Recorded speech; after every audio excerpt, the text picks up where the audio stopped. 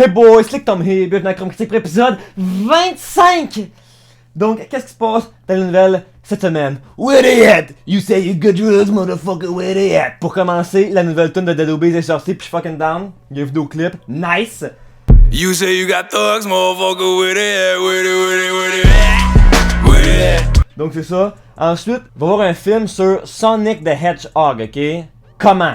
Ça sort en 2018. Ça va être un mélange d'animation et de live action.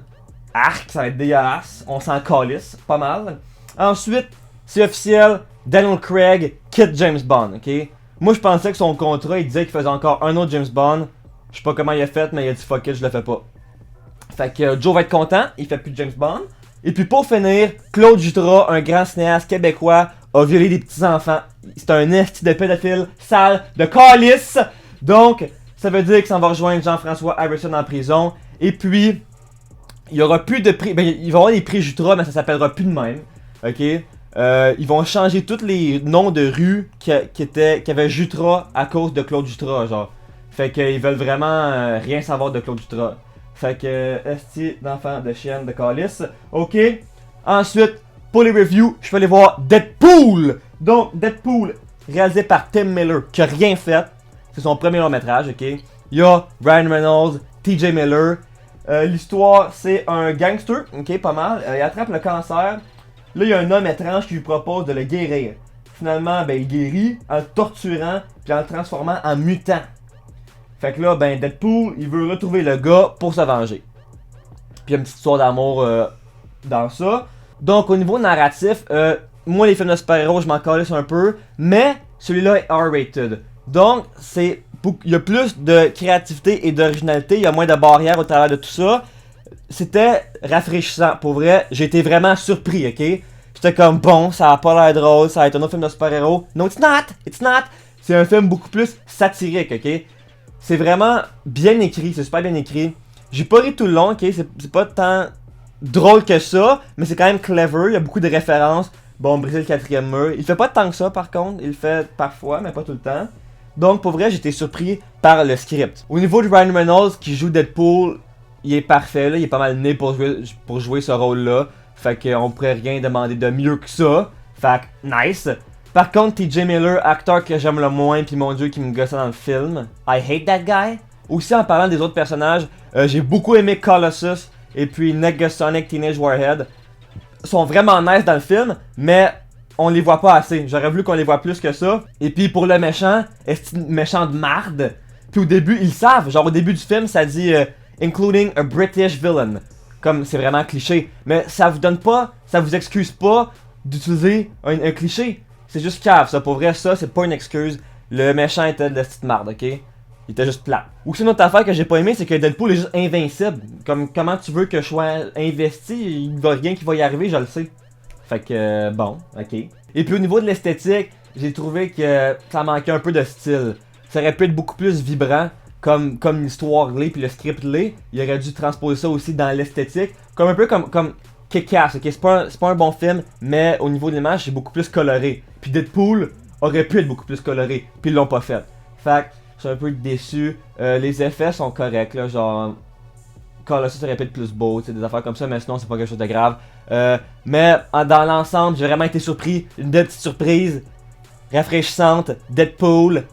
Nice. Check it out. Dans les trailers, cette semaine, on a deux trailers vraiment bizarres, ok? Le premier, c'est Who's Driving Dog? Ouais, qui sort en 2016, il n'y a pas de date précise. C'est réalisé par David Michael Connelly, qui a fait rien, ok? Et puis, il y a R.J. Mitty, l'handicapé dans Breaking Bad. Et puis, il y a Ray William Johnson. Comment?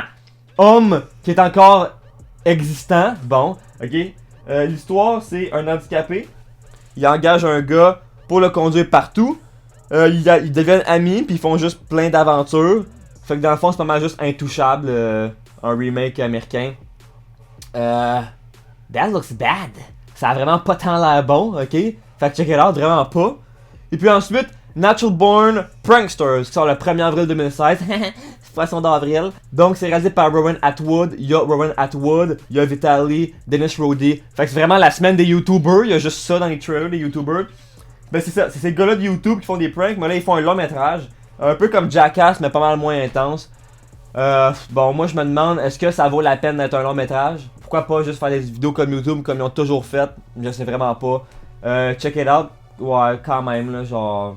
Ouais, check it out, là. Pour le box-office, qu'est-ce qui se passe cette semaine? 5ème place, The Revenant. Budget de 135 millions. Ils ont fait 6.6 en fin de semaine pour un total de 158.9. Alright. 4ème place, Zoolander 2. Budget de 50 millions. Ils ont fait 14 millions en fin de semaine pour un total de 14 millions. 3ème place, How to Be Single. Budget de 38 millions. Ils ont fait 17.9 en fin de semaine pour un total de 17.9. Ouais. 2ème place, Kung Fu Panda 3. Budget de 145 millions. Ils ont fait 19.8 en fin de semaine pour un total de 94 millions. Ok. Et puis première place, aïe aïe! Deadpool. Budget de 58 millions. Ils ont fait 132.8 en fin de semaine pour un total de 132.8. Ils ont battu beaucoup de records. Nice. C'est ce qu'il faut. Vous avez marqué que Star Wars est plus dans le box-office. Fallait qu'il parte un jour. Donc c'est ça. C'est tout pour qu'on critique cette semaine. On se revoit la semaine prochaine pour épisode 26. Alright, cette semaine j'ai pas mal de questions. Faut qu'on va faire ça rapidement. Premièrement, première question nous vient de Alexandre et dit: c'est quoi le secret du bonheur? Le secret du bonheur, il y a beaucoup de monde qui pense que c'est quelque chose d'abstrait. Ça l'est pas. En fait, c'est vraiment normal. C'est une petite nouille. C'est vraiment une petite nouille naturelle. Tu peux pas l'acheter, mais elle est très difficile à trouver. Ok, vraiment rare. Il y a pas beaucoup de monde qui l'ont trouvé. Ensuite, Max nous dit ton film chalet préféré. Shoot 'em up. Maxime dit top 3 des films à venir en 2016. Ok, c'était difficile. Neon Demon, Nice Guys, Far Bright Star, puis Triple Nine, mais ça fait 4. Yannick dit Team Iron Man ou Team Captain America? Team Captain America parce que la bataille avec Buck a l'air vraiment nice. Puis je suis pas mal sûr qu'ils vont gagner. Jonathan dit meilleur Man vs Nature. C'était tough. Je pense que c'est The Road, mais je sais pas si ça compte. Je sais vraiment pas si ça compte. Sinon, il y a The Revenant, Deliverance, The Way Back. Il y a beaucoup de bons Man vs Nature. Et puis pour finir, il dit meilleur film de Bruce Willis. Bon, évidemment, c'est Pulp Fiction. Sinon Die Hard ou Looper. 3 excellents films. Donc c'est ça.